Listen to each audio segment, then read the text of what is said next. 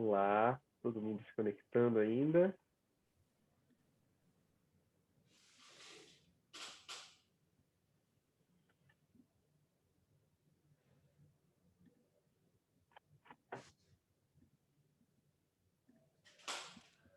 Tem gente ainda conectando o áudio que eu estou vendo. Vamos esperar um minutinho só para todo mundo conectar. Bom dia. Bom dia. Bom dia. Ó, tem mais gente chegando. Bom dia. Bom dia. Olha quanta gente, que legal. Casa cheia. Casa cheia. Casa cheia e todo mundo em distanciamento. Né? Esse é o lado ruim.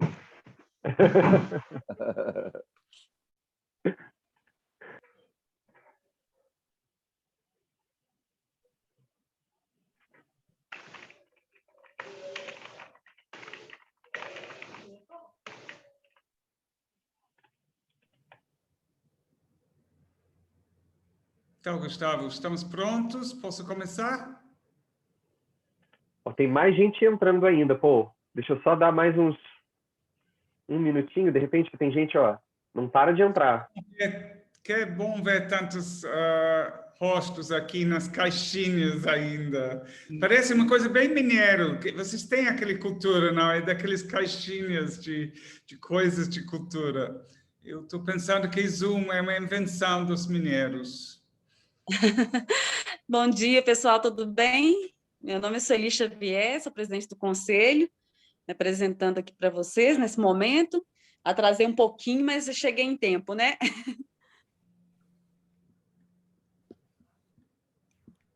Bom dia, Sueli. Bom dia, tudo bem? Bom dia. Pô, eu acho que estamos todos aqui por enquanto, já. Então, acho que Ok. você pode começar. Então, bem-vindos, welcome. Meu nome é Paul Heritage, eu sou diretor de People's Palace Projects, que é um centro de pesquisa da Universidade de Londres, de Queen Mary. Mas eu estou falando do Rio de Janeiro, porque a gente tem uma casa aqui no Rio. Tomara que depois passe tudo essas restrições, vocês possam visitar, porque é uma casa para receber artistas, é um espaço de pensar sobre cultura, e este é mais um de nossos projetos de pensar sobre cultura. Este é um projeto de pesquisa, como vocês, a maioria já sabem, na verdade, é um desdobramento de uma pesquisa que a gente está fazendo em várias instâncias sobre como nós podemos medir, contar o impacto de cultura. Eu estou muito feliz que nós temos duas representações de organizações que já fizeram parte deste processo de pesquisa em outro projeto. Este projeto é muito especial, porque nós estamos fazendo este projeto em Minas Gerais com esses parceiros que eu vou apresentar, mas é um projeto conectado com 10 outros projetos em vários países do mundo, todos os projetos com o mesmo alvo, mesma intenção, de tentar entender o papel de cultura em frente de crises, tipo crises de desastres naturais, desastres feitos pelo ser humano, mudanças climáticas, que é o papel de cultura, como o setor cultural pode responder, especialmente como como podemos proteger nosso patrimônio cultural, que a gente sabe que inclui edifícios, mas especialmente no Brasil inclui muito mais esses aspectos de cultura intangível, como nós podemos contar esta cultura para garantir que pode ser parte de nossa proteção contra desastres e também para reconstruir depois desastres, que é este valor. Então, nossa missão nesta pesquisa é co-criar um sistema de inventoriar, de contar, de medir este impacto de cultura para entender melhor o que todos nós fazemos. E nós estamos adaptando esta metodologia que a gente já fez, mas a gente pensa que é bom chamar alguns amigos de outros projetos para compartilhar com vocês alguns dos desafios de fazer o projeto e abrir para perguntas e troca de know-how, de conhecimento. Para começar nosso dia, eu tenho grande prazer de apresentar um colega, um amigo de muitos outros carnavais. Nós temos o prazer de ter o Instituto Inhotim como um hub para esta pesquisa. Temos 6 parceiros artísticos dentro da mesma região e Inhotim aceitou este papel de ser um hub para ajudar na coordenação da pesquisa. E o diretor, como todos vocês sabem, é um homem que fez a própria contribuição à cultura brasileira durante muitos anos, dentro do teatro, mas com muita generosidade, ele abriu caminhos para muitos outros artistas durante esses anos que ele era, nos anos dourados, ele era o presidente da FUNARTE. Eu sei que ele está fazendo o mesmo tipo de abertura a partir do Instituto Inhotim. Então, Antônio Grassi, um grande prazer de ter sua presença com a gente hoje e durante essa pesquisa. Muito obrigado, Paul. Um bom dia. Enorme prazer também estar com você mais uma vez, né? Como você mencionou, nós temos já uma parceria antiga, especialmente nesse projeto, aqui estando como o Inhotim, né? Numa parceria, a gente entende esse projeto como uma possibilidade de estreitar mais ainda os nossos laços com os parceiros aqui presentes, né? Trabalhando, inclusive, existe muita gente que diz que as coincidências não existem, né? Mas, às vezes, com dificuldade, eu fico tentando entender essa ideia, mas os fatos me levam a cada vez mais acreditar nisso, porque, coincidentemente, nós temos esse ano a comemoração dos 15 anos do Inhotim. Então, dizendo assim, para qualquer instituição, daquelas que nós somos parceiros, que são instituições centenárias, com histórias consolidadas na área cultural, parece que nós somos um bebê, né? Nós estamos aqui na nossa adolescência no Instituto Inhotim.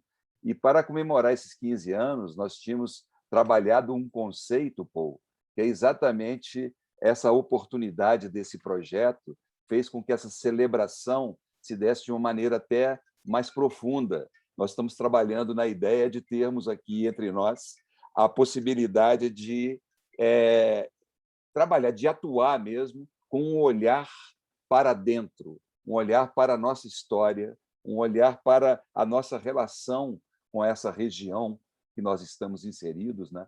Que é a região aqui de Brumadinho, e conexão também com outros parceiros, que aí eu acho muito bem-vinda a presença aqui de Nova Lima, de Mariana, de Itabira, além da nossa casa onde estamos inseridos, que é em Brumadinho. É claro que a crença de que a arte e a cultura podem nos salvar, podem ser para nós muito mais do que a vacina, porque a vacina é muito importante, mas a gente acredita que só a arte pode fazer a ponte para a verdadeira cura, e acreditando piamente nisso, que eu acho que essas conexões que nós estamos trabalhando aqui são muito bem-vindas. Mesmo com toda a alegria de estarmos juntos, a gente não pode deixar de considerar que estamos em um país onde ultrapassamos 420 mil mortos, mais do que isso. Então, nós temos aqui também que honrar a nossa batalha, lembrando das circunstâncias em que estamos envolvidos e acreditando piamente que só essa nossa conexão, só essa nossa parceria, só um projeto como esse poderá nos possibilitar de juntos encontrar uma saída e uma afirmação cada vez mais forte de que só a arte salva. Eu quero agradecer muito ao People's Palace, quero agradecer muito a parceria de todos vocês e possibilitar que o Inhotim possa ter esse diálogo tão permanente. Muito obrigado a todos e um bom dia e um bom encontro para nós todos. Muito obrigado, Grace.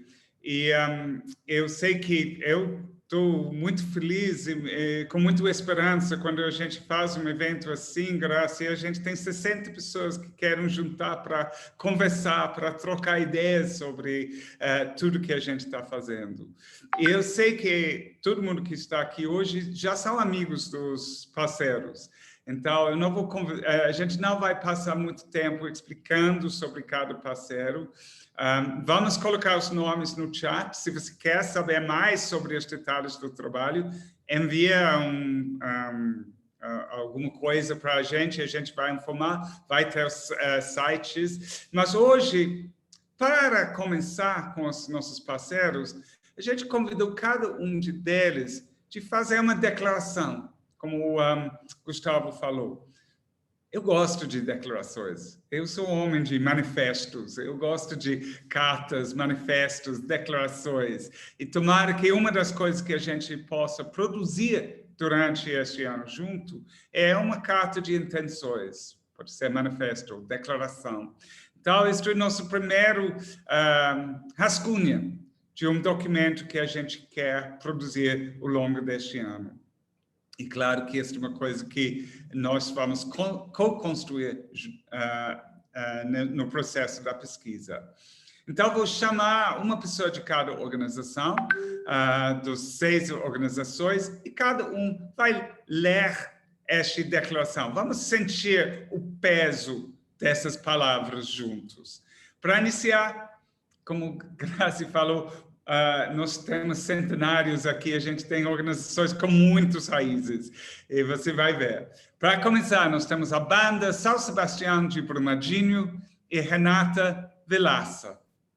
Renata. Bom dia a todos, pessoal. Obrigado pelo convite de estar aqui, né? E a declaração da banda São Sebastião é a seguinte: eu declaro que o patrimônio deve ser preservado e defendido porque representa a história, a expressão e a identidade de um povo, embasando os rumos que a sociedade trilhou e abrindo novas possibilidades para um mundo melhor. Muitíssimo obrigado, Renata. É muito lindo. Eu acho que a gente vai ouvir várias palavras quando a gente está escutando isso. Eu acho que é importante a gente realmente dar atenção a essas palavras repetidas e as palavras que têm valores específicos para todos nós. E agora a gente vai ouvir da Casa Quilombé de Brumadinho, na voz de Jana Janeiro. Bom dia a todos. Vou ler o manifesto da Casa Quilombé. A Casa Quilombé acredita na cultura como um ato de resistência, compreendendo que a identidade cultural da população negra revela e resguarda marcos representativos na construção do Brasil. A Casa Quilombé busca salvaguardar, expor e preservar o acervo de memória, tradição e cultura dos povos quilombolas e afro-brasileiros na diáspora africana, bem como seus patrimônios materiais e imateriais, dado a importância da história advinda dos quilombos e de sua ancestralidade, acreditando que por meio do engajamento comunitário, dos processos colaborativos e da consciência sociopolítica, seja possível a continuidade, a propagação, a manutenção da história por meio de narrativas decoloniais. Muito obrigado, Jana. E já dá para ver que a gente não está falando sobre Brumadinho. A gente está falando sobre um Brasil, os Brasis. E você tem essa capacidade capilar de mostrar isso com sua declaração. Muito linda. E agora a gente vai viajar um pouco para Mariana, para o Clube Osquindô, de Passagem de Mariana, nas palavras de Gisele Alves. Bom dia a todas. Vou ler aqui o manifesto do Clube Osquindô para vocês. Patrimônio cultural é prioridade. Acreditamos que o patrimônio é uma herança passada entre as gerações e, por isso, necessita de cuidado e preservação. Os bens naturais, culturais, materiais e imateriais fazem parte do patrimônio e são importantes para conhecermos e reconhecermos a história, a identidade e a tradição de uma comunidade. A autoridade desse patrimônio é o que comprova, melhor do que qualquer outra coisa, nosso direito à propriedade sobre o território que habitamos. Esse é o nosso manifesto, gente. Muito obrigada. E, novamente, obrigada por... A gente está muito feliz em participar desse projeto de pesquisa. Assim, é um enorme orgulho para nós do Clube Asquindô estarmos aqui com vocês. É nosso prazer, nosso orgulho de estar junto com vocês, Gisele. E muito obrigado. E me deu lembrar que Renata, que começou primeiro, ela falou, a primeira palavra, ela falou declaro.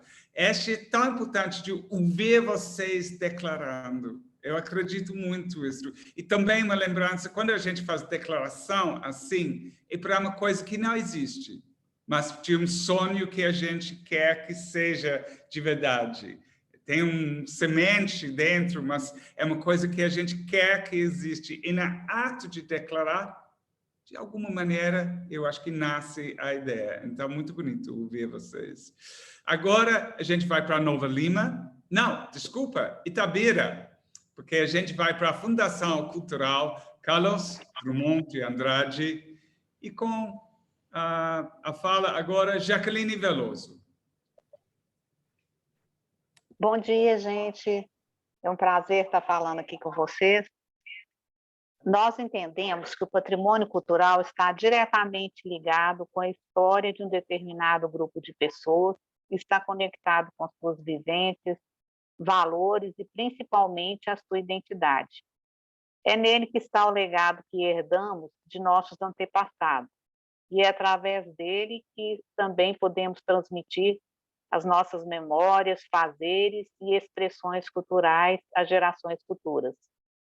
Nós declaramos que a importância do patrimônio cultural está no reavivamento do sentimento de pertencimento das pessoas que ocupam a nossa cidade, a nossa amada Itabira, no poder que os bens patrimoniais, com seus significados sociais, afetivos e históricos, têm de impactar as pessoas e torná-las indivíduos simbolicamente poderosos, agentes ativos da construção histórica e identitária de nossa cultura.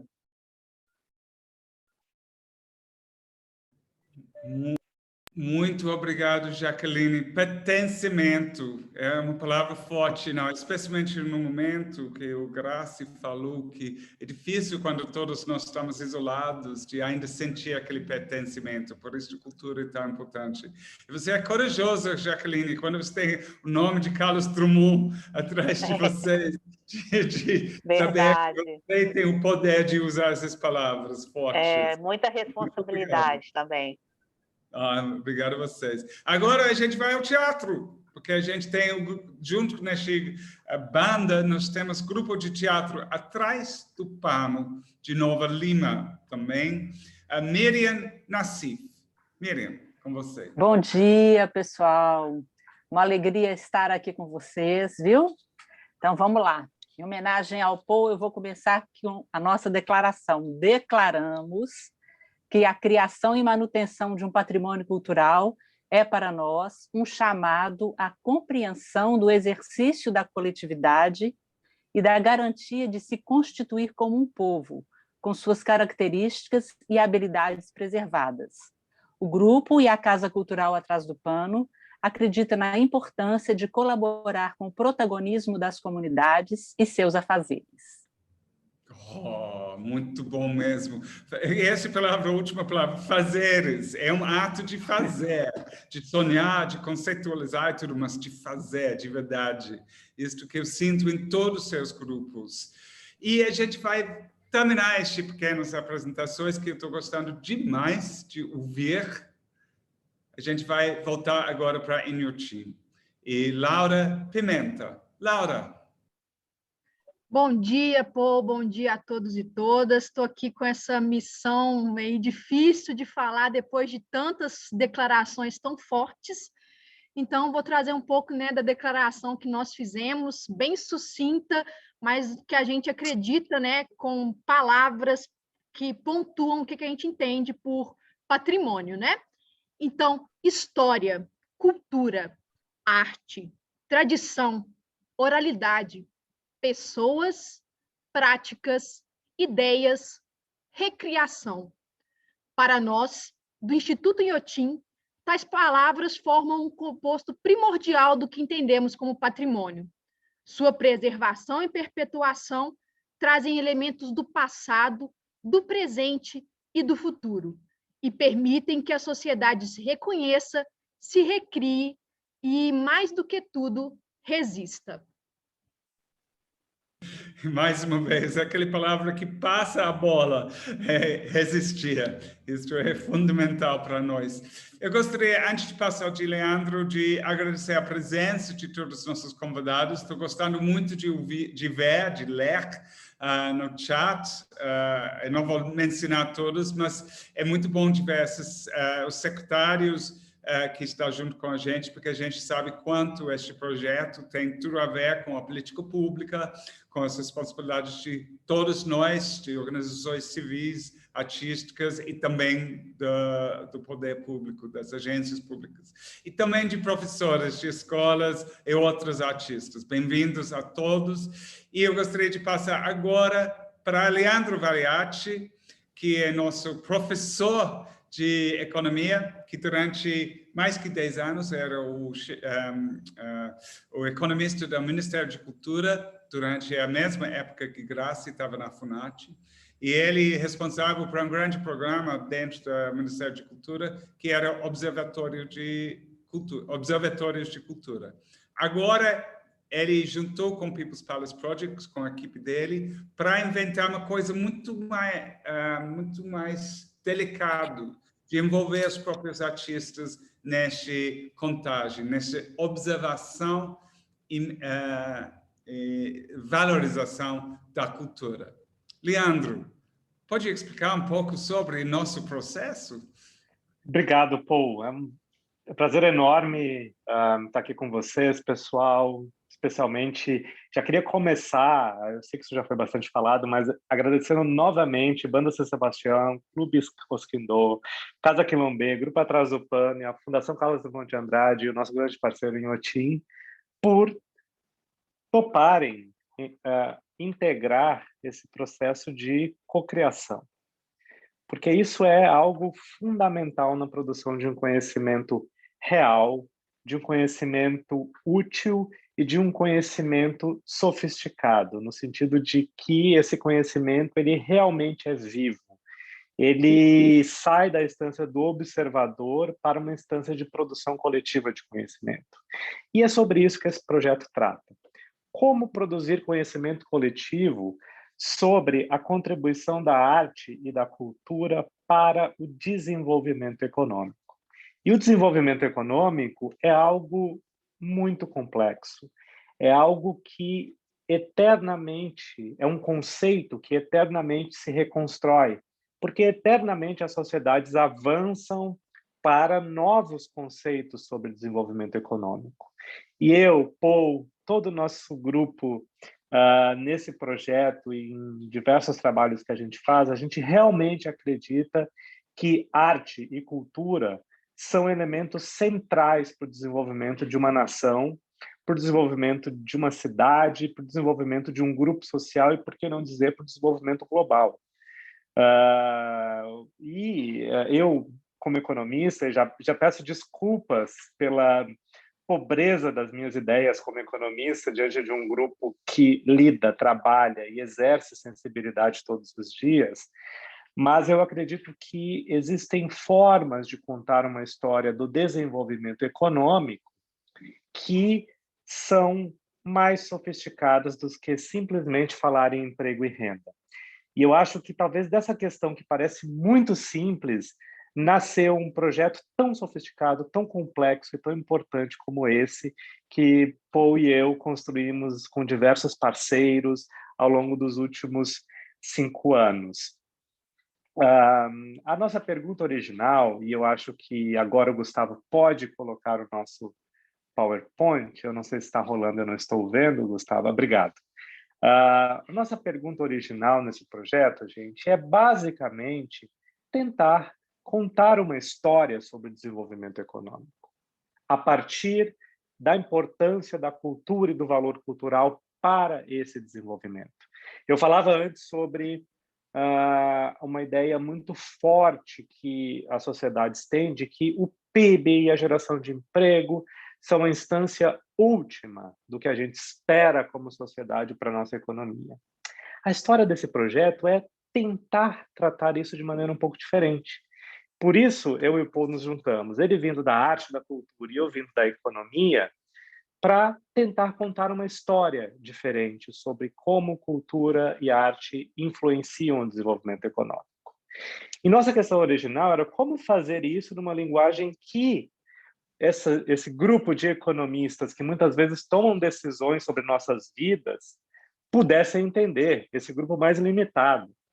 E que também as próprias organizações artísticas pudessem ser vozes ativas na contação dessa história, vozes ativas em como narrar esses elementos que são tão importantes, que nós vivemos todos os dias, que a cultura radicalmente sabe que produz, mas que muitas vezes isso escapa a um conhecimento social mais amplo, um conhecimento da sociedade sobre a importância desses valores.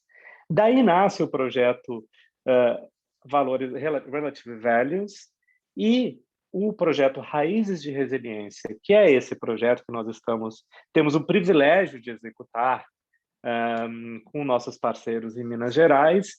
O Raízes de Resiliência vem dessa ideia central no Relative Values. Você pode passar, por favor, Gustavo? Bem, eu falava sobre isso, né? Como a cultura, nessa perspectiva, gera valor para o desenvolvimento econômico. Isso é um elemento fundamental, sobretudo contemporaneamente. O mundo passou e está passando por um processo muito intenso de reconstrução do seu tecido social e econômico. Não é à toa que essa crise econômica pela qual o mundo passa, em virtude das reações necessárias à pandemia, ela é uma das maiores que o mundo já enfrentou, enquanto sistema econômico capitalista. Isso gera uma necessidade de uma reconstrução dos acordos, do tecido, de toda uma estratégia de organização econômica interna a cada país e global. Por outro lado, os países precisam, ou pelo menos deveriam, escolher prioridades nessa sua reconstrução do tecido econômico e social. E nós entendemos que a arte e a cultura devem ser e são elementos prioritários num país como o Brasil, que tem insumos riquíssimos no que toca ao seu valor cultural, no que toca à sua capacidade de produzir diversidade, na sua capacidade de ter múltiplas linguagens, na sua capacidade de ter uma sociedade absolutamente diversa, aberta, receptiva, criativa. O Brasil tem tudo para que a cultura possa se estabelecer como um dos elementos centrais na nossa estratégia de reconstrução como país. Ainda mais que o Brasil passa, além da crise econômica e da crise social que veio da pandemia, isso acontece no Brasil no momento em que há talvez a maior crise política da história democrática desse país. Então, nesses momentos, nós precisamos ter, como nação, ideias muito fortes sobre o que a arte pode nos dar como resposta aos nossos desafios e necessidades socioeconômicas. Então, o nosso projeto, é óbvio que ele é muito focado, muito pequeno, mas eu acho que sim, ele pode ajudar a incluir um elemento importante em todo esse conjunto de decisões que o Brasil precisa tomar e que o mundo precisa tomar, e também uma forma a partir da qual organizações artísticas podem falar sobre o seu valor de uma maneira em que, a partir da qual a sociedade enxergue mais claramente a importância da arte e da cultura. Eu costumo dizer muito isso. Nós que gostamos de arte, nós que somos consumidores de arte, produtores de arte, nós sabemos valorizar arte e cultura, e nós sabemos que essas atividades têm um papel central no bem-estar, na qualidade de vida. Agora, esse projeto tenta, junto com as organizações artísticas, desenvolver uma narrativa, desenvolver uma história, contar uma história para tomadores de decisão em política pública, para a sociedade em geral que, infelizmente, por vários motivos, seja por questões de renda, de educação, de acesso, está longe de entender o quão importante, o quanto de bem-estar, arte e cultura pode agregar para o desenvolvimento de um país. E são tarefas grandes, longas, intergeracionais, mas a gente acha que um projeto como esse ajuda a, de forma robusta, tentarmos contar essa história. A ideia, pessoal, é que a gente consiga, a partir de da identificação de diferentes dimensões, que a gente consiga produzir um conjunto de indicadores qualitativos e quantitativos. Gustavo, você pode já ir avançando nos PowerPoints, por favor, obrigado. Um conjunto de indicadores que se transforme num toolkit, numa caixa de ferramentas, para que organizações artísticas e culturais possam mensurar parte do valor cultural, social e econômico que são capazes de gerar. Por que eu falo sobre parte? Porque é óbvio que nosso grupo de pesquisadores, a gente não acha que um conjunto de 50 indicadores vá dar conta de toda a complexidade do valor que a cultura produz. Mas conta uma parte substancial da história. E a ideia é que, ao desenvolver esses indicadores, nós possamos também, ao desenvolver em conjunto, porque o Paul falou no início, e eu reforço, eu acho que eu já falei também, esse é um projeto de cocriação. Ele só existe porque, de forma conjunta, nós estamos compartilhando e criando conhecimento. Não se trata de uma transferência de conhecimento, se trata de a nosso papel é muito mais de organizar de forma comparável um conhecimento que já existe. Então, a ideia é que essa caixa de ferramentas ela se torne algo que possa ser utilizado pelas organizações de uma forma bem prática para narrar o seu valor, fazer inclusive sua prestação de contas, conectar o seu impacto a demandas econômicas e sociais que diversas cidades, diversos estados, ou mesmo o Brasil têm. Então, a ideia é que esse conjunto de indicadores, construído de forma conjunta com as organizações culturais, seja uma ferramenta relevante para contar essa história. Ou seja, qual o papel do valor produzido por essas organizações artísticas, participantes do projeto, para o desenvolvimento social e econômico local, a partir do valor, da dimensão de valor produzida. Caros, onde nós já construímos isso? Acho que isso já está no próximo slide, né, Gustavo?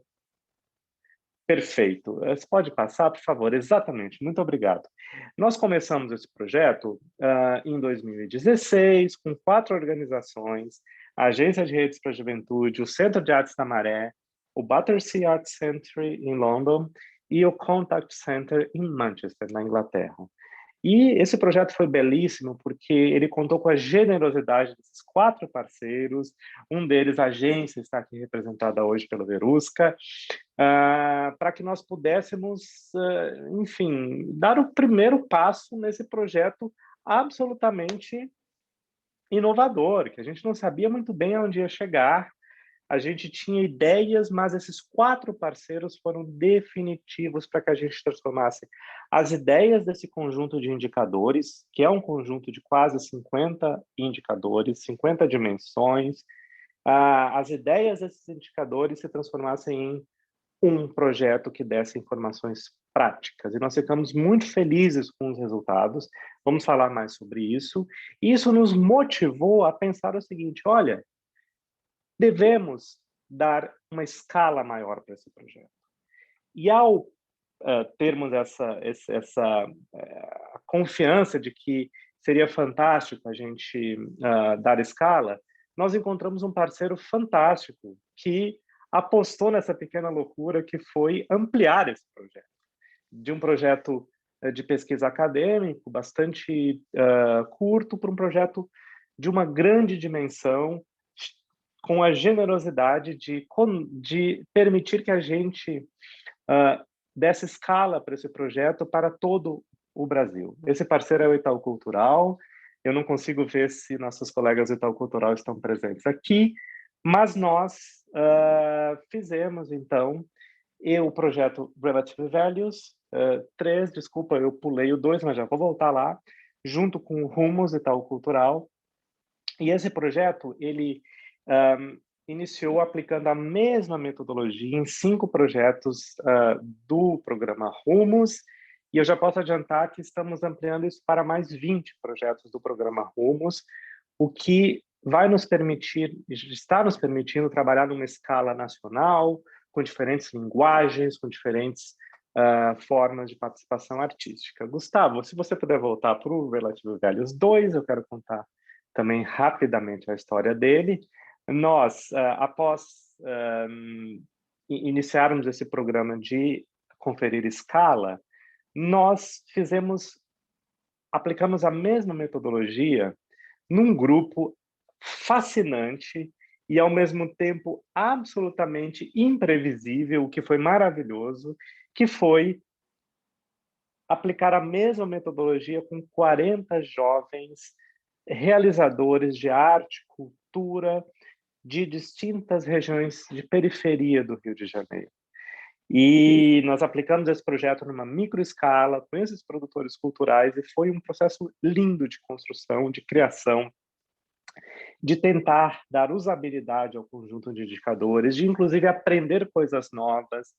E esse projeto gerou a aplicação de mais de 1.000 questionários com residentes de diferentes regiões vulneráveis do Rio. É um projeto que nos orgulha muito, na medida em que a gente conseguiu aprender demais com a energia de 40 jovens, um projeto intensivo de construção de indicadores sobre o impacto deles nessas regiões.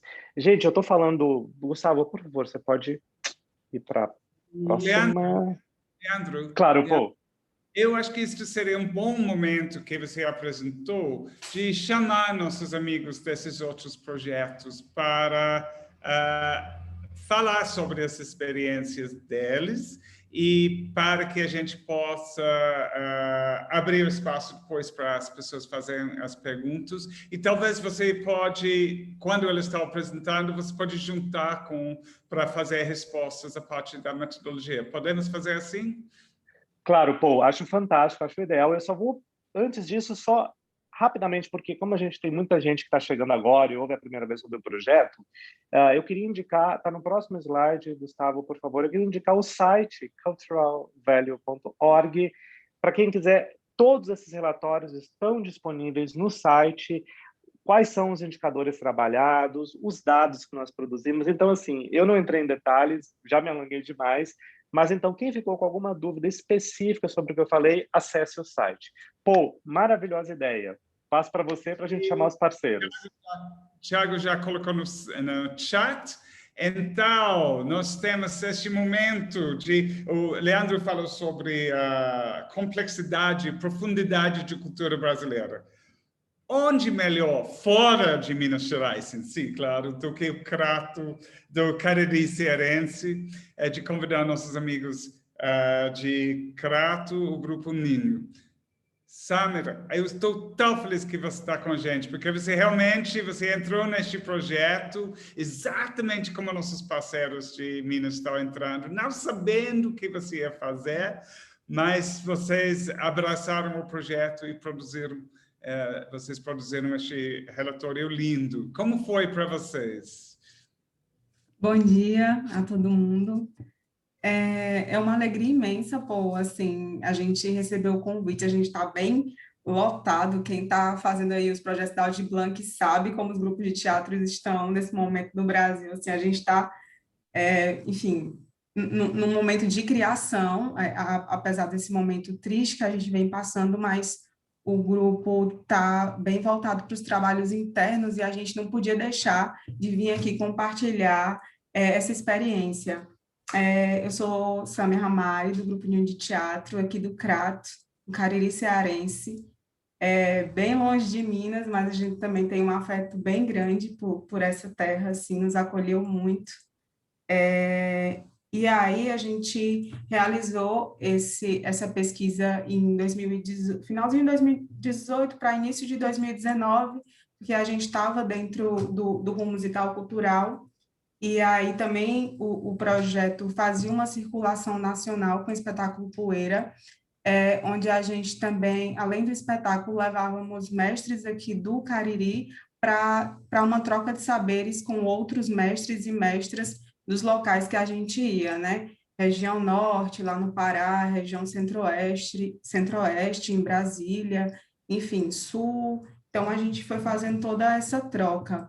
E o PPP, ele surge para a gente, assim, de olhar mesmo para o nosso interior. Não só o interior que estamos localizados, né, o Crato, mas o interior de grupo, e depois esse interior, ele se expande, né, pensar nesse interior, quais são as nossas relações com o nosso público, com os nossos parceiros, com os jovens que fazem oficinas com a gente na Casa Ninho, que é o nosso espaço, que a gente compartilha esse espaço com o Coletivo Atuantes em Cena, né? Esse ano a Casa Ninho vai fazer 10 anos, e é um espaço que hoje a sociedade civil é que está mantendo esse espaço. E a gente fica muito... Porque, enfim, as perguntas foram vindo e a gente ficou rememorando como que foi a época de aplicar esses questionários. Eu lembro que a gente ficou muito feliz, assim, com as devolutivas que nós íamos tendo, assim, com como o nosso trabalho é reverberando na vida das pessoas. Então, a partir das perguntas também eu posso ir respondendo alguma coisa. Eu queria só compartilhar, só para vocês verem a imagem da Casa Ninho. Posso? Pode, claro. Só para sentir acolhidos. É aqui a Casa Ninho. É um prédio bem antigo na cidade do Crato, é um prédio alugado. E é aqui o nosso espaço. O Paul e a Mariana conheceram o espaço. E é isso, a gente vai trocando. E foi muito bom, Paul, quando vocês vieram. Eu não tenho dúvida que você vai abraçar todo mundo que sai de Minas para visitar vocês no futuro. Sim, não é? sim, vai ser um prazer recebê-los aqui. Estamos de portas, quando essa pandemia passar, vai ser um prazer. Ótimo, obrigado. Verushka, você começou este projeto, é sua culpa. A gente começou com vocês naqueles 4 grupos que trabalharam junto para um ano inteiro para criar o primeiro formato desta pesquisa, e você é o base de nosso trabalho. Então, eu sou muito honorado que você aceitou de voltar para falar sobre essa experiência. E, Verushka, eu não sei se você viu no chat que Kênia está aqui representando a juventude da Mariana. Você acha que esta pesquisa consegue falar sobre juventude como patrimônio do Brasil?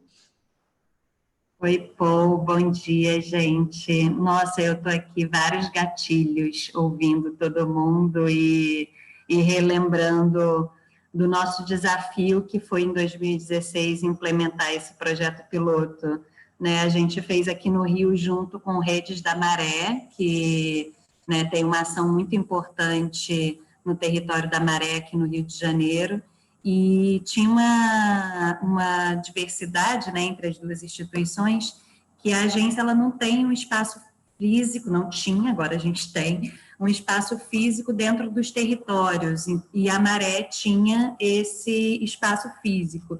Então, como pensar o valor da cultura, né? Como pensar o valor tanto físico quanto o valor também do simbólico, né? Então, assim, como é que é esse casamento do simbólico, do que é o subjetivo com o que é o objetivo e o físico? Então, esse eu acho que foi o principal desafio, assim, na construção dos indicadores, né, na construção das perguntas, porque, por exemplo, aqui no Rio de Janeiro, a gente tem um patrimônio, que são os bate-bolas, que são os clubes na zona norte do Rio de Janeiro, que é isso, eles atravessam gerações. Eu acho que aqui o Clube Oskindó falou sobre gerações no seu manifesto, na sua declaração, e os clubes, eles são patrimônios que atravessam gerações. Você vê desde do griot, né, que é aquele velhinho, aquela velhinha vestido de bate-bola, como você vê o bebê de 8 meses no colo, né, vestido com aquela máscara. Então, assim, a gente construir uma pesquisa que desse conta desses diferentes valores foi a nossa bússola, né? Foi o que a gente mirou no momento que a gente sentou com o Paul, com o Leandro, Mecult, PPP, e a juventude dentro disso, pensando, alguém falou também assim na declaração, Paul, sobre o patrimônio passado, né, que é a gente não deixar morrer e sempre estar na resistência das coisas que são valores para as nossas comunidades, para os nossos territórios periféricos.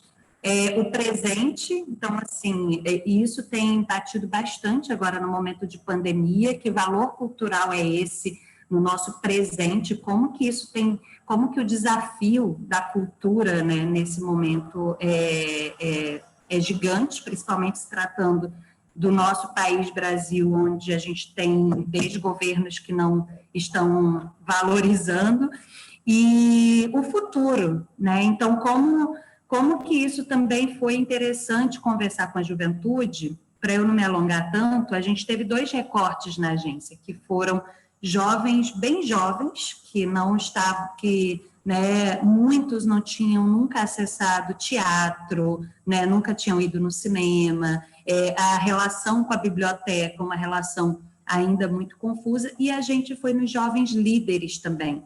Então, entender também a diversidade da juventude de um território foi primordial para a gente descobrir principalmente as esferas de resultado, né?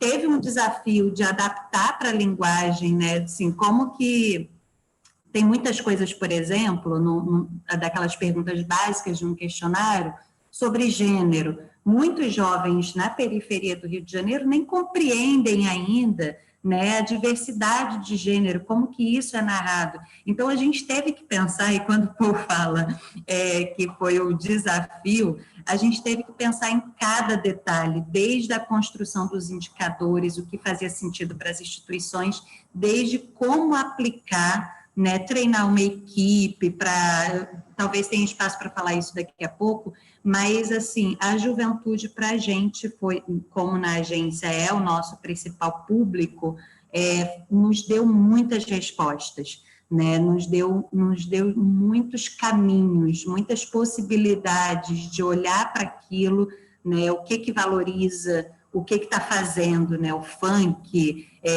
o passinho, agora a gente está com esse negócio do TikTok, então isso tudo, né, vai fazer parte de patrimônio para o futuro. Então, como que a gente aplica uma pesquisa que a gente entre dentro, né, a Sâmia falou disso, né, entre dentro dos grupos, entre dentro das comunidades.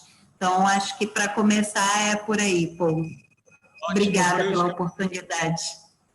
Não, maravilhoso, que estudar com certeza para a nossa primeira pergunta, só para nossos convidados entender que a gente pediu para cada grupo fazer uma pergunta bem difícil, algumas dessas perguntas para nossos convidados. Então, a gente vai começar de novo com Jana Janeiro, da Casa Quilombé. Pode fazer a sua pergunta. Sim, a gente tinha preparado uma pergunta, muito pensando já, pulando até algumas etapas, né? Pensando que a gente está bem no início dessa construção, né, do projeto. Mas acho que já na fala da Verusca e da Sâmia, elas já trouxeram algumas dessas respostas, mas que para a gente é muito importante já pensar um pouco nisso, assim, nessa nossa atuação, que seria como o resultado da pesquisa contribuiu para o resultado, né, e para a organização de vocês, o projeto, assim, como caminhou um pouquinho após a pesquisa. Sâmia. Então, como eu já havia falado, esse encontro presencial com o Leandro, com o Paul, com a Mariana, foi muito importante para a gente construir essas perguntas, construir como seria essa aplicação de questionário, os diferentes questionários que foram aplicados, porque a gente teve vários públicos, tivemos os mestres e as mestras que fizeram parte dessa pesquisa, tivemos os nossos alunos e alunas da Escola Carpintaria da Sena, porque o Grupo Ninho tem uma escola de teatro. Fizemos perguntas para o nosso público geral, né, que são desde estudantes da universidade, estudantes secundários, tem um público LGBT muito forte também, que aprecia nossos trabalhos, que eles estão sempre em contato com a gente, com o Grupo Ninho. Então, assim, foi muito importante todas essas etapas que a gente teve antes de executar a pesquisa. Então, assim, isso deu subsídio para a gente ir a campo. E eu fui a campo, né? Eu fui na casa das mestras e dos mestres. Pessoas que... Porque, assim, aqui no Crato é muito fácil da gente ir na casa de alguém e dizer, ei, tu pode me receber e tal. Só que eu fico pensando como vai ser desafiador para vocês fazerem isso agora. Mas é como eu estou dizendo, depende muito do contato que você tem com o seu público, né? A gente foi perceber que ao longo desses anos a gente tem um contato muito estreito com o público realmente assim, a gente ficou muito surpreso com as respostas, tipo assim, a gente tinha um limite de tantas respostas, a gente ultrapassou. E, assim, a gente ficou muito, muito feliz e muito surpreso positivamente, porque a gente pensou, nossa, então, realmente, o que a gente trabalha está surtindo efeito para a comunidade. Obrigado, Sâmia. E, Verusca, eu vou passar para a próxima pergunta, porque eu acho que você já respondeu um pouco na sua resposta, mas a próxima pergunta tem tudo a ver com sua experiência. Então, a gente vai passar para a Gisele, da Clube de Osquindo. Gisele. Bom dia, Verusca. Bom dia. A Samira realmente já deu uma entradinha na nossa pergunta. E, assim, a nossa grande dúvida é porque nós também temos um público amplo e diverso para a gente mobilizar essa pesquisa. Então, quais foram os desafios na mobilização do público para conseguir a adesão deles na realização da pesquisa feita na comunidade e em que as entidades estão inseridas? Você entendeu? Acho que eu fui muito rápido. Não, entendi sim. Obrigada pela pergunta. Eu só queria fazer um adendo antes da Jana, Paul, me permita, que aplicar, né, esse projeto foi um divisor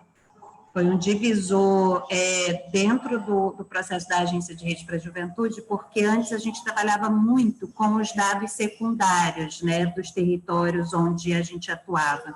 E aí a gente aprendeu, e a gente nunca mais abandonou, a construir, né, a pesquisa pensando desde que indicadores que fazem sentidos, mas também, e assim, pensar perguntas abertas, perguntas fechadas, isso foi um negócio que, olha, deu um trabalho, eu dormia pensando em dados e acordava pensando em dados, E isso foi um divisor porque a gente entende assim, a gente conhece muito do nosso público, porque a gente trabalha muito no campo, mas quando você olha para resultados quantitativos e qualitativos, isso faz toda a diferença para pensar se a tua atuação está fazendo sentido para a comunidade, para o público-alvo, e mirar possibilidades de inovações dentro da tua instituição. Então, isso para a gente foi fundamental, né?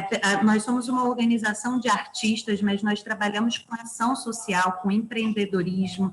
Então, pensar no valor da cultura para diferentes áreas também fez toda a diferença em olhar esses dados. Então, assim, eu não faço mais uma turma dentro da Agência de Rede para a Juventude sem eu aplicar uma pesquisa.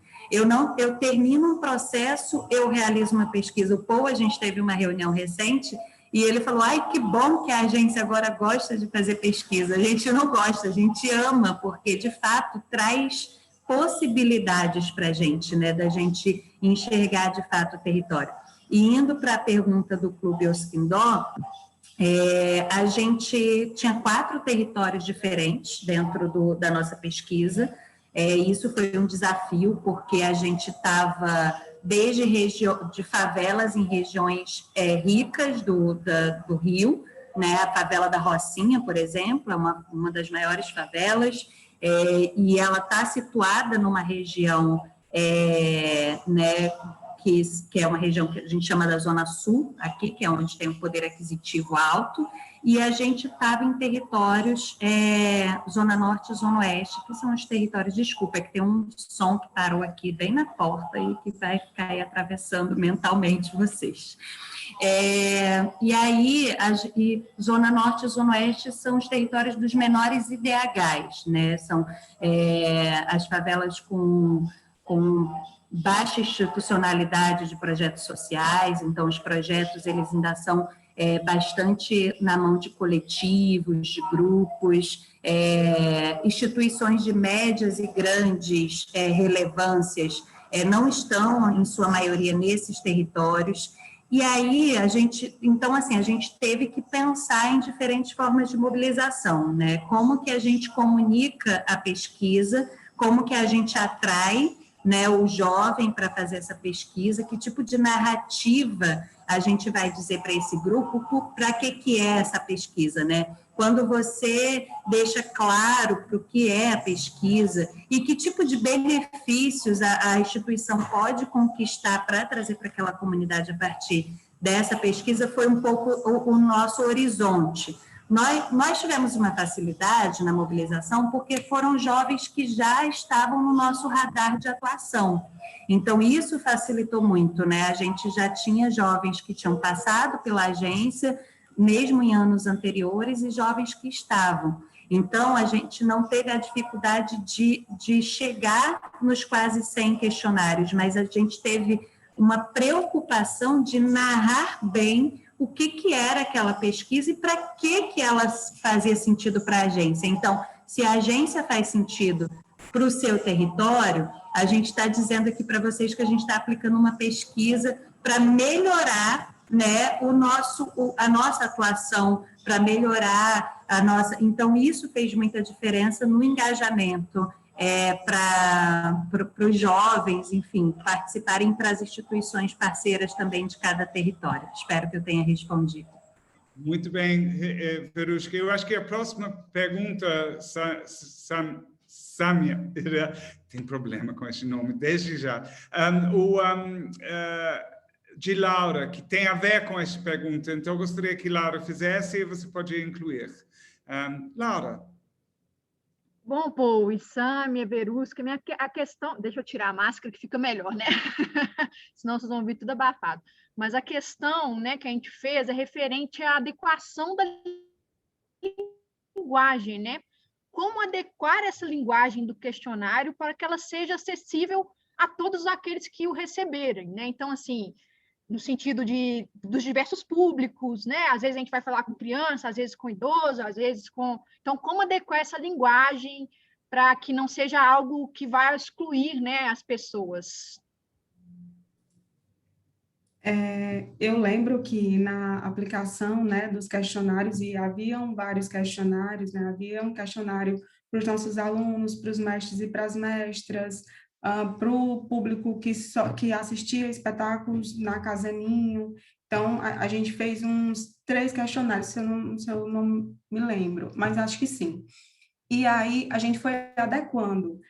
Um exemplo que eu quero dar é com os mestres e as mestras da cultura, que a gente foi na casa deles e delas e a gente gravou as respostas.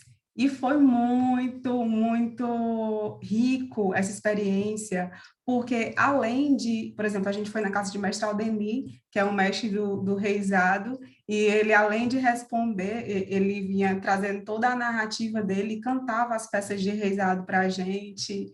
Então, assim, foram dias de experiências muito fortes, assim. Então, a gente ia realmente, quando a gente sentou com o Paul e com a Mariana para conversar mesmo, eles aqui na Casa Ninho, e a gente conversando sobre o nosso histórico de grupo, a gente conseguiu adequar essas perguntas para os públicos distintos.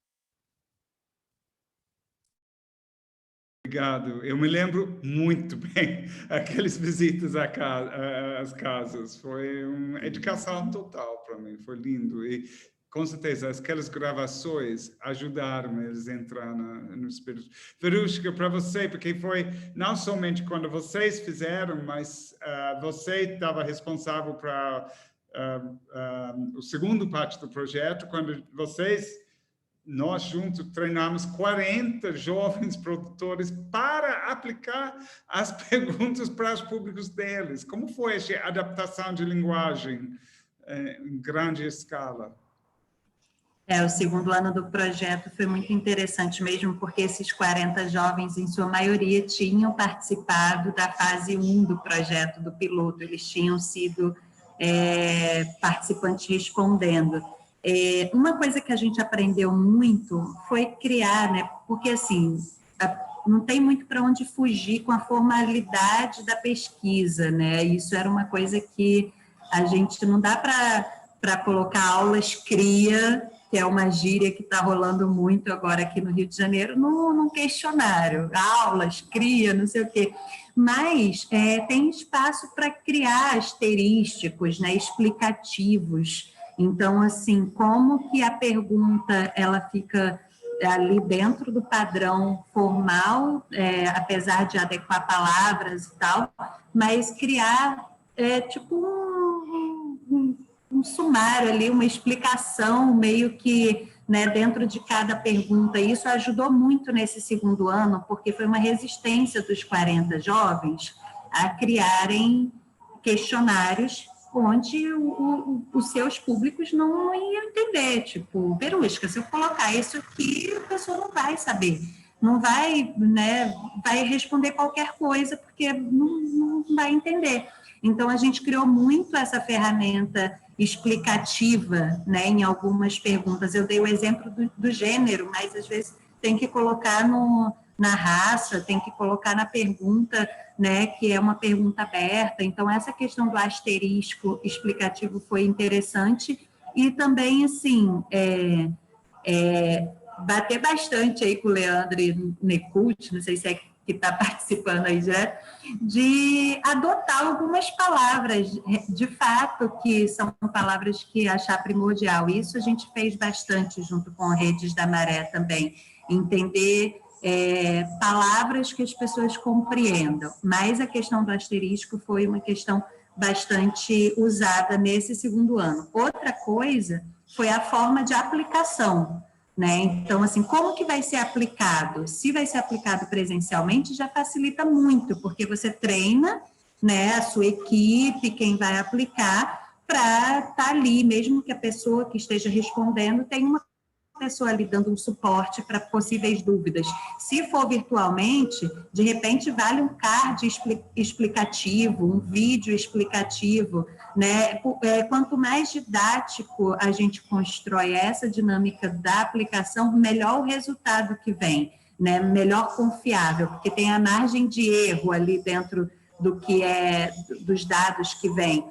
Então, quanto mais você consegue explicar, a aplicação faz toda a diferença. toda a diferença. Você pode fazer um questionário lindo, maravilhoso, perfeito, que você vai botar numa moldura na parede, mas se você não cria estratégia de aplicação, esse resultado ele não pode ser tão eficaz. Então, tem que pensar bastante nessa estratégia mesmo de aplicação. Está sem áudio, Paul. Muito obrigado. E falando de perguntas complexas, a gente tem uma agora de Miriam. Miriam, faça sua pergunta. Ei, Verusca, ei, Sâmia, bom dia. Então, gente, a nossa pergunta, ela tem a ver com as surpresas que a gente imagina que a gente vai encontrar no caminho, né? Assim, não sei se vocês vão lembrar de alguma, enfim, vamos ver, né? Eu vou ler a pergunta, tá? Ao realizar a pesquisa sobre a prática patrimônio selecionado, a instituição identificou algum resultado inesperado ou negativo? Algum indicador se mostrou muito aquém ou contrário ao que se esperava inicialmente? Bonito. Sâmia?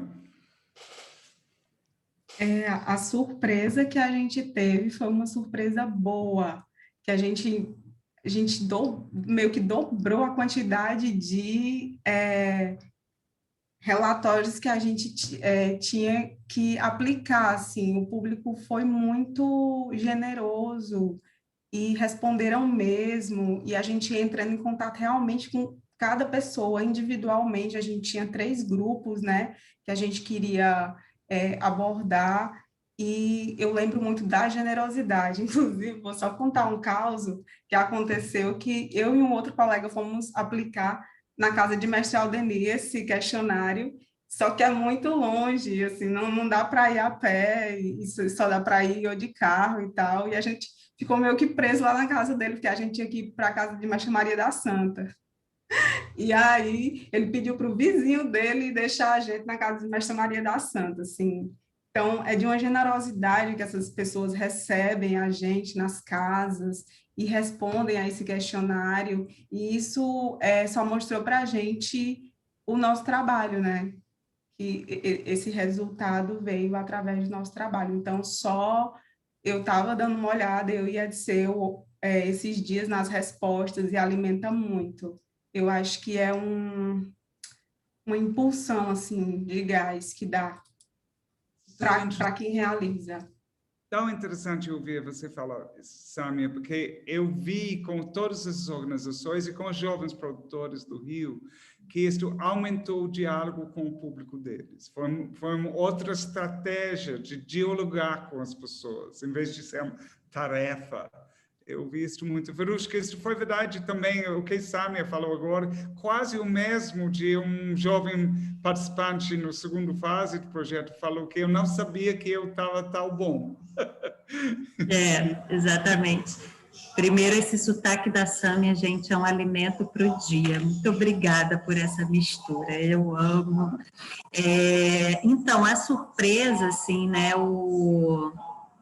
primeiro, assim, ajudou a gente de fato, priorizar os nossos trabalhos em 2 regiões do Rio de Janeiro. Essa pesquisa nos trouxe uma consciência de tipo, não, é aqui que nos próximos 3 anos a gente precisa atuar, porque as respostas, elas, né, diferente dos jovens de uma comunidade que está numa região que tem mais oportunidades próximas, e a Rocinha, né, eu não estou aqui dizendo valores de, né, a favela da Rocinha é uma favela que tem bastante pendências com relação a direitos, não é disso que eu estou falando, mas a gente começou a olhar mais para 2 territórios onde a gente já tinha intuitivamente uma relação de que a gente precisava atuar ali, mas essa pesquisa trouxe, assim, esses 2 territórios, eles,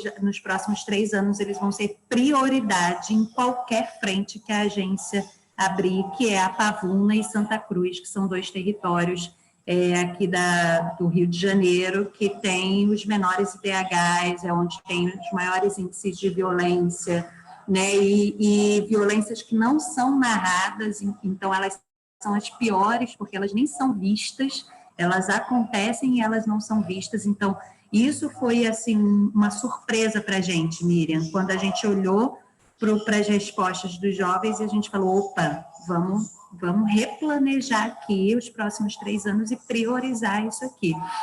E outra surpresa foi identificar, né, eu falei desse valor imaterial e o valor material, físico, objetivo, a gente percebeu muito que os jovens não, às vezes o espaço cultural é muito próximo da casa dele, mas ele não tem um pertencimento, né? Ele não chega porque ele acha que não é para ele. E às vezes os espaços culturais esperam o jovem, o público-alvo vir. Então, também nos deu um conhecimento de chegar para esses espaços e propor estratégias diferentes de chegar nesse público, né? Quem vai num espaço cultural, quem sai da sua casa e vai num espaço cultural, ele já acessou essa oportunidade, ele já viu que isso mas a gente vai atuar só para quem já está convertido ou a gente vai atrás de fato, do público que a gente quer que se converta, né? Então, isso também nos trouxe estratégias de, tipo, pensar assim, como que a gente dialoga com as nossas redes também? Como que a gente propõe coisas? Não dá para Joana morar a 3 ruas de um espaço cultural, por mais precário que ele esteja, e ela nunca ter entrado nele, né? Então, isso foram coisas que trouxeram para a gente. A gente também valoriza muito pequenos espaços, não só espaços físicos, mas se a igreja faz aula de teatro, ela é um valor cultural para aquele território. Se a associação de moradores, se a escola abre a sua quadra no final de semana para entretenimento, para oficinas de cultura, aquele espaço ele tem que ser um espaço valorizado como cultura. Então, isso tudo, de verdade, não estou fazendo firula, apareceu por conta da pesquisa, assim, de mostrar para a gente essas questões. Nossa, Verushka, Samia, você está abrindo tantas portas, né? Eu estou sentindo nesta discussão esses nossos neurônios, tipo, uau, a gente vai pensar assim. E eu sei que Renata, da banda São Sebastião, tem uma pergunta muito importante, que vocês já tocaram, mas acho que é importantíssimo a gente falar sobre isso. Renata, sua pergunta, por favor. Antes de adentrar a pergunta, eu gostaria de dizer que está sendo muito esclarecedor esse bate-papo, está muito gostoso, então obrigada, Pô, e todo o pessoal aí do People Palace por estar nos proporcionando isso, e a Verushka e a Samia, né? Porque no momento que a gente está na pesquisa, são muitas dúvidas, e a gente fica até com medo, será que a gente vai chegar lá, né? Então esse bate-papo está sendo essencial. Bom, a pergunta que eu tenho é a seguinte: quais as principais mudanças ocorridas na organização para elas próprias, né, antes e depois da pesquisa, e para o território e a sociedade em si, né? Porque depois da pesquisa a gente tem aquele conteúdo, né, técnico-científico para apresentar. Então, eu gostaria de saber como que foi para vocês o antes e o depois da pesquisa.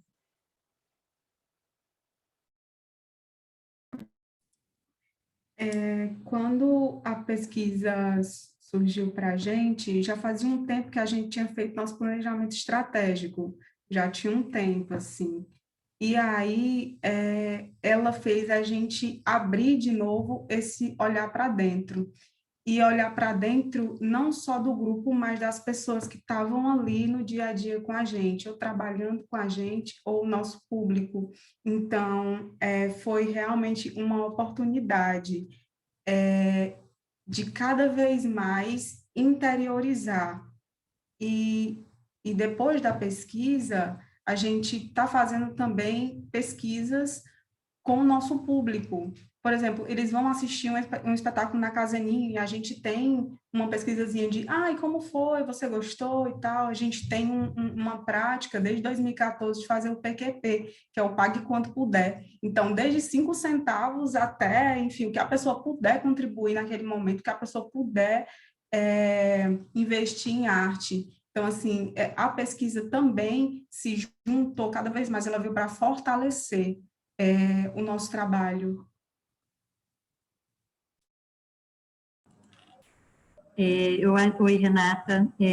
Eu falei um pouquinho... Ai, desculpa, Paul, te cortei. Não, só ia falar que eu gostei muito, Sami, aqui você falou sobre os vários níveis, a estruturação de sua pesquisa foi um pouco diferente. A gente teve um tipo de cota de os mestres, as pessoas que trabalham dentro, os jovens, e a gente construiu nesse sentido. Eu acho que isso é coisa que Verushka está falando também, que o jeito e para quem você aplica este questionário já é uma decisão que vai influenciar como esta pesquisa vai produzir resultados. Então, ótimo que você produziu isso. E também eu gosto muito, Verushka, você não gostou como Sami, 2 ou 3 vezes falou sobre o interior, porque parece que a pesquisa é sobre fora, mas não, é sobre dentro. Desculpa, Verushka. Imagina. Eu falei um pouquinho lá, né, que foi um divisor estratégico dentro da nossa organização. Então, a gente passa a usar bastante a ferramenta de pesquisa, porque nós somos muito do campo, então linkar, né, o campo e essa produção de conhecimento a partir da pesquisa virou esse meio. E uma mudança muito prática também, dentro da agência nós formamos jovens líderes para construírem ações dentro dos seus territórios, então a gente trabalha com 3 princípios: potência, rede e território. E aí, agora eu brinco que a gente tem o elemento pesquisa que tem que permear esses 3 princípios, porque quando o jovem ele passa pela nossa metodologia, nós valorizamos essa questão do investigar, né? Então, assim, desde o investigar os dados objetivos, como também impressões, né? As perguntas abertas, elas trazem muito, assim, o que as pessoas estão sonhando, o que as pessoas estão desejando, né? O que as pessoas estão mirando. Então, assim, além da gente aplicar, a gente estimula hoje, nos nossos processos formativos, que os jovens participantes também coloquem isso como prática das suas realizações, né? Então, assim, eu vou fazer uma ação que vai envolver a minha comunidade e tal, a gente, mesmo que seja um questionário pequenininho, a gente estimula que eles... E assim, isso tem feito, Renata, com que as pessoas se sintam mais participantes do projeto, né? A comunidade, ela se sente mais participante, ela sente que ela está sendo escutada, né? Opa, eles estão querendo ouvir o que eu tenho para dizer, eles querem ouvir, né, qual é o meu sentimento, qual é a minha impressão, o que eu acho disso.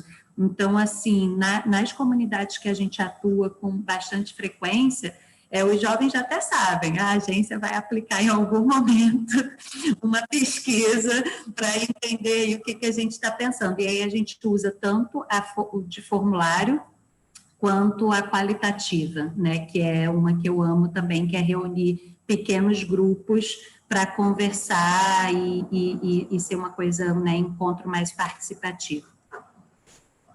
Ótimo, obrigado. E a última pergunta de Fundação Carlos Drummond de Andrade, Jaqueline.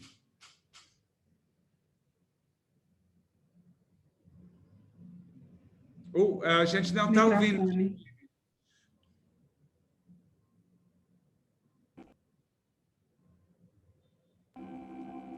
Agora estão ouvindo? Agora estão, né?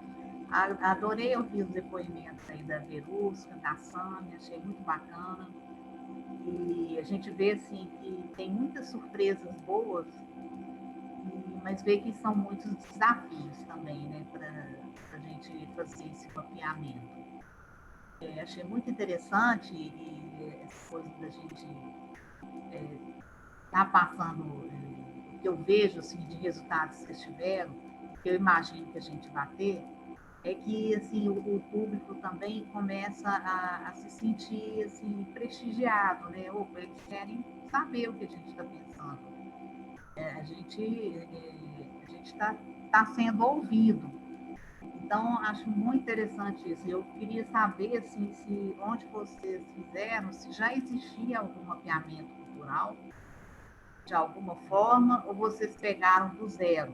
Porque, tirando assim, por nós mesmos, que a gente está nesse processo também, coincidiu que a gente está começando a fazer, a gente vê que são poucos os lugares que já tinham realmente um mapeamento cultural. Já existia alguma coisa com vocês aí, ou vocês começaram do zero? Super importante essa pergunta, é um bom lugar para terminar. Samir, primeiro. Não existia nenhum mapeamento cultural aqui no Crato. E aí foi tão importante essa pesquisa também para a gente se aproximar cada vez mais dos nossos parceiros, que assim, o ano passado a Casa Ninho ia fechar, mesmo porque a Casa Ninho se sustenta com as apresentações nossas e dos grupos do Brasil inteiro que vêm para cá, né, e dos nossos cachês, porque, enfim. E aí, como caiu tudo, a gente já tinha pensado em lançar uma campanha que chama Amigos da Casa, só que, enfim, não tivemos a oportunidade. E aí, ano passado, a gente falou, bom, ou a gente pede socorro, ou então vai fechar. E aí, para nossa grata surpresa, assim, eu vou até me emocionar, que as pessoas chegaram junto mesmo e entenderam que a Casa Ninho é deles e delas. Não é só um espaço do Grupo Ninho ou do Coletivo Atuantes, é um espaço do Cariri, é um espaço do Brasil e do mundo. E a gente não pode deixar fechar.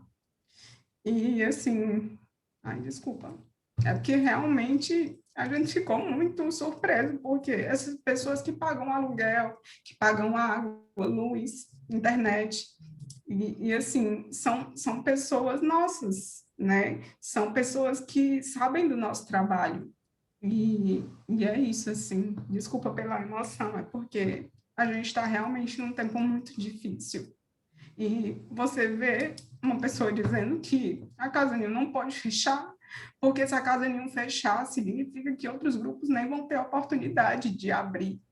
E isso foi muito gratificante. E obrigada mais uma vez. Foi realmente um prazer estar com vocês, compartilhando de tudo isso. Sâmia, sua paixão, sua emoção fala mais do que nossa pesquisa vai falar, mas, no mesmo tempo, fala tudo que nossa pesquisa vai falar. Então, eu não posso pensar de uma melhor, mas também mais forte afirmação de seu trabalho e do trabalho de todos esses grupos que estão aqui.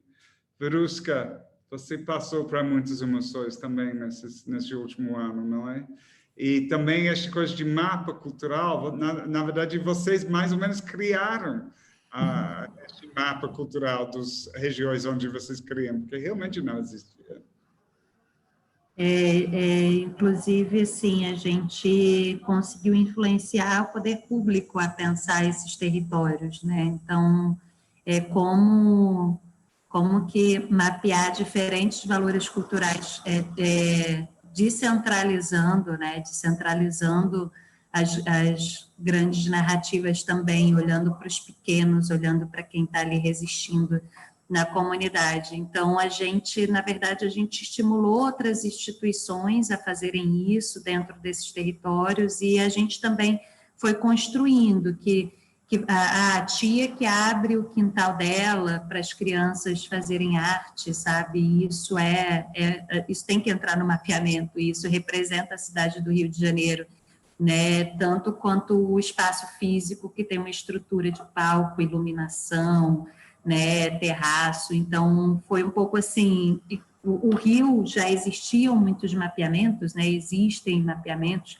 mas a gente conseguiu estimular que o poder público também olhasse para esse outro lugar, né? Inclusive, a gente influenciou até edital público para pequenas iniciativas realizadas dentro dos territórios. A gente insistiu e fez muito um papel de advocacy para ter editais que pudesse contemplar CPF, não só CNPJ, né? Como é que a pessoa que realiza ali 10, 15, 20 anos, gente, eu estava, tipo, aprendendo a andar, já tinha gente ali fazendo, e ela não está nesse mapeamento de valor cultural. Então, foi um pouco também a nossa insistência, né? Deu certo durante um tempo, depois a gente no Rio de Janeiro teve uma falência no governo, e aí isso meio que se desmontou, mas a gente está sempre no esforço de resistir, né, pensando muito nessa coisa do passado, presente e futuro também. E, Sâmia, muita força, assim, a gente vive nessa corda bamba, é muito difícil, é muito complexo, a gente está sempre, caramba, como é que vai ser ano que vem? Eu acho que é um problema do terceiro setor no Brasil, e principalmente para quem está em regiões mais periféricas, mais no interior. Então, assim, um abraço apertadinho aqui de longe, porque dá para sentir o que vocês vivem aí de fato. Obrigado. E que lindo as perguntas também, Verusca e Sâmia, não é? É através desta reflexão crítica que a gente entende melhor sobre nossa atuação. Eu tô aprendendo muito de ouvir este discurso entre vocês. Leandro, você está aprendendo nesta sessão de ouvir esses depoimentos e perguntas? Incrivelmente, pô, incrivelmente. Muito do que a Verusca falou, muito do que a Mayra e todo o grupo que se manifestou, tanto nas perguntas quanto nas respostas, me chamaram a atenção duas coisas, sobretudo. A primeira é a importância, né, dessa pesquisa também fazer com que os grupos possam ter ferramentas para olhar para dentro. E isso é uma coisa interessante, que é uma narrativa, não só, eu falava de contar a história para a sociedade, mas também para si mesmos, né? Para poder tomar melhores decisões, para poder conhecer melhor o impacto do trabalho que os grupos fazem. O impacto é muito importante.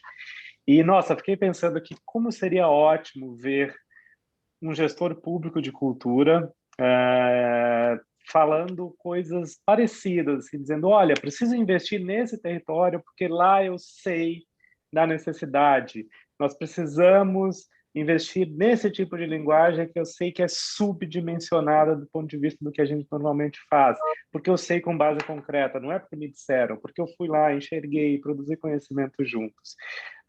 E eu tenho esperança que a gente possa chegar nisso, porque por mais que o momento seja de uma grave falência da gestão pública de cultura no Brasil, eu sei que ainda tem gente boa, interessada em fazer gestão de cultura, e no futuro esse tipo de abordagem pode ser importantíssimo, pode definir a sobrevivência de muita coisa, como o Grupo Ninho, como outros espaços e linguagens de cultura fantásticos.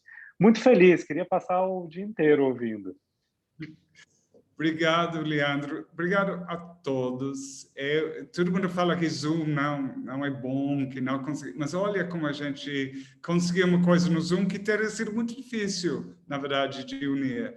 Eu estou muito grato de terminarmos a sessão com 77 pessoas, quando a gente começou com 60. Isso não acontece. Então, eu tomara que este mostra como a gente vai ter impacto com este projeto, o crescimento desses entendimentos e conhecimentos.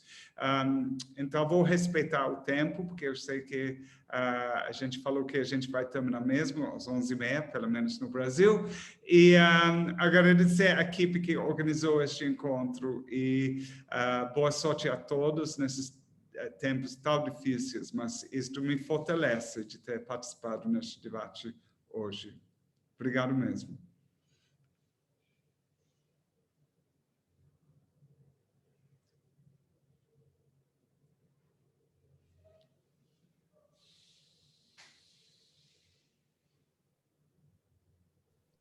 Obrigado. Obrigado, Graci. Foi muito lindo, não foi? Foi muito lindo, foi ótimo. Incrível ouvir tudo. Ninguém inventou uma maneira de terminar Zoom. Eu não sei como fazer. Todo mundo abrindo o microfone e dando tchau.